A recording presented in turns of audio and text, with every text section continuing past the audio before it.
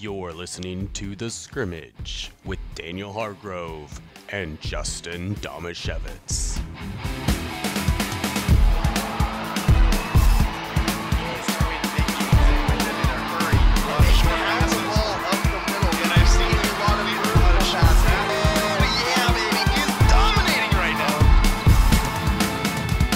It's now time for our Ole Penn Real Estate Athlete of the Week, and we're going back to Montesano, and it's one of our favorite players who we got to cover. I followed basketball. You were fortunate enough, I think, to follow some other sports during this time. Yeah, I did. Okay, good. I've seen her play all three. Yeah, but so more basketball than anything else. Basketball was an absolute blast, and it is Megan Choate, and just not only a Bulldog, as in a Montesano Bulldog, but I would think a Bulldog on the basketball court would probably be a pretty good way to describe her as well. Yes. She would take over games by just straight bullying people from the guard position, which you don't see too often. And that was defensively. And then offensively, she would just tear it up. But Megan Choate is our Ole Penn Real Estate Athlete of the Week.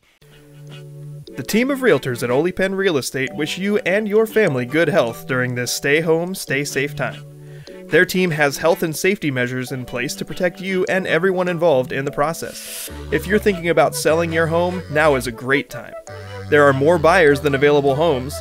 Many homes are still receiving multiple offers and are selling for above asking price. Ole Penn Real Estate will help you put the most money possible in your pocket in less time without the hassle. Visit sellmyharborhome.com to get your home market ready. The Ole Penn team is ready to work for you. The historical athlete of the week, of course, because, you know, no local sports really going on right now. She did go on to play college fast pitch, which we watched her dominate in basketball, but fast pitch, by far her best sport, which is crazy to think about, which with how good she was at both volleyball and basketball, that she could have a sport that she was by far the best in.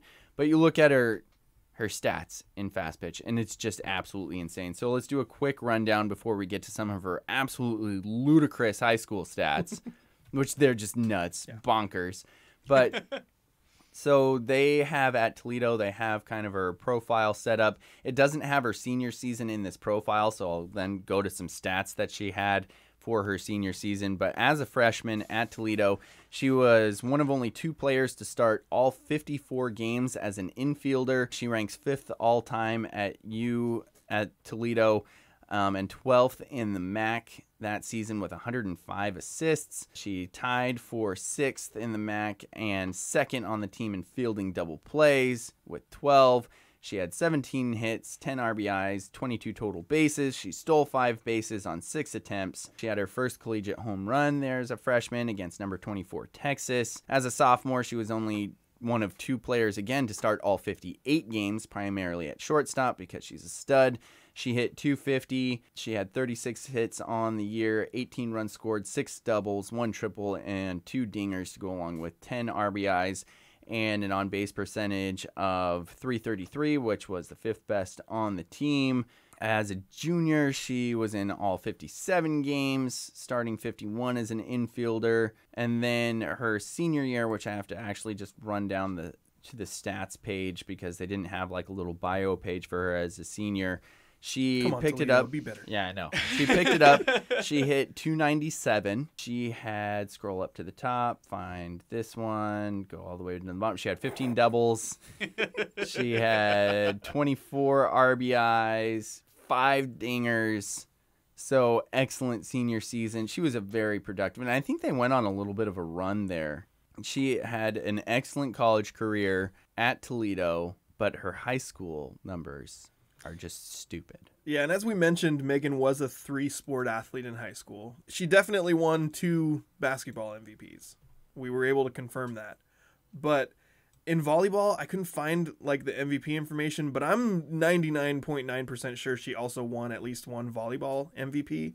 The sport that you and I have seen her play most is basketball, but the fast pitch stats, her softball stats in her senior year are absolutely insane. Yeah. And just crazy. In fairness to all girls who have played softball in this area, I haven't watched or covered all of every team. Yeah. So there's a lot of girls I haven't seen.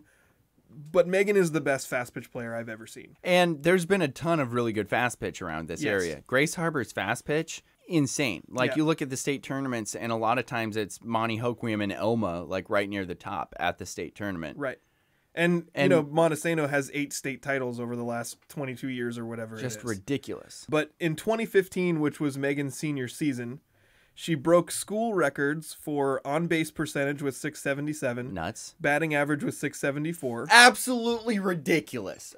Let me stop you right there. Go ahead. A 674 batting average? I don't care if you're playing slow pitch softball. That's ridiculous. I mean, you know, I watched several of the games that year. It felt like she got a hit every single time she batted. It's crazy. And she also had power. She would drive the ball to the gaps. She wasn't like a little slap hitter who would just hit the ball through the infield.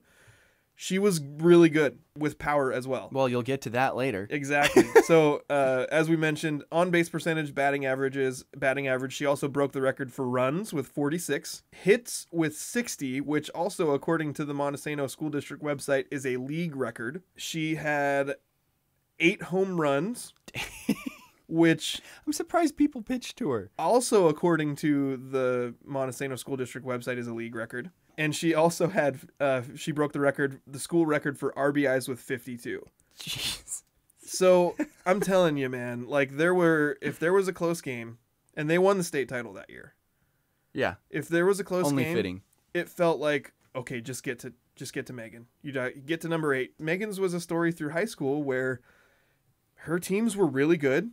Volleyball, basketball, softball, and a state title evaded her until softball her senior year. The very last season. The very last season.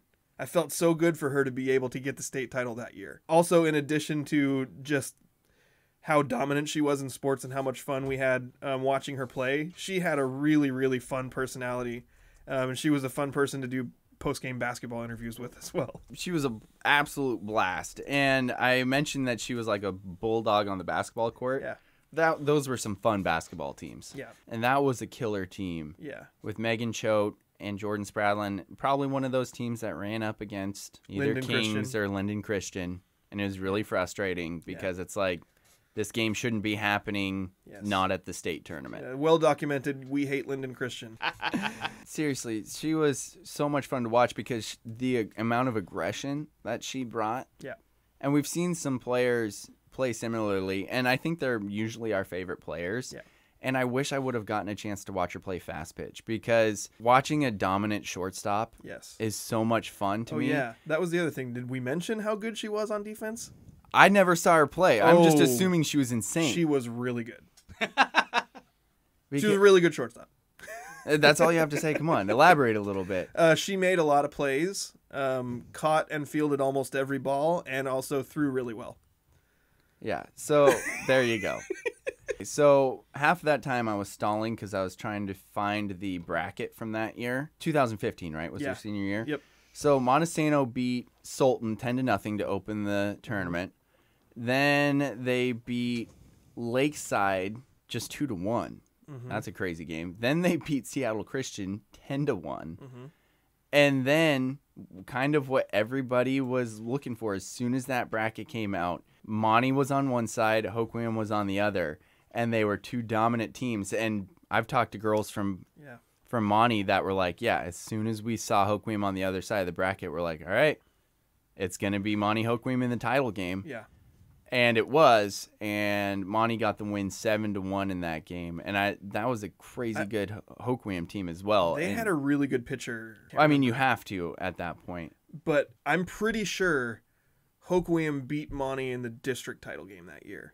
And then Monty went and beat them in the state title game. I think you're right. I mean, that was the year of crazy Monty Hoquiam games in all sports. Yep.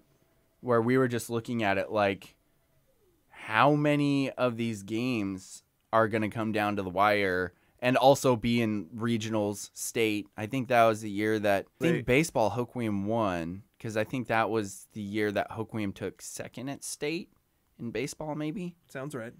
It was one of the, I'm not positive on that, but there was just some crazy matchups. And Megan Choate right in the middle of so many great games. And then, like I said, that state championship run where they run through the state tournament with one close game. So best player, best team, and school records, league records, and school records for, let's be honest, the best softball program probably in the state. Like, if you can find another softball program that has been to state 20 years in a row. I think it's like 22 or something like that. It's insane. It's insane. Yeah. With 8 state titles, Yeah. it's ridiculous. And for Megan Choate to have all of those records, how did we not have her be the athlete of the week? You hate Montesano. I don't.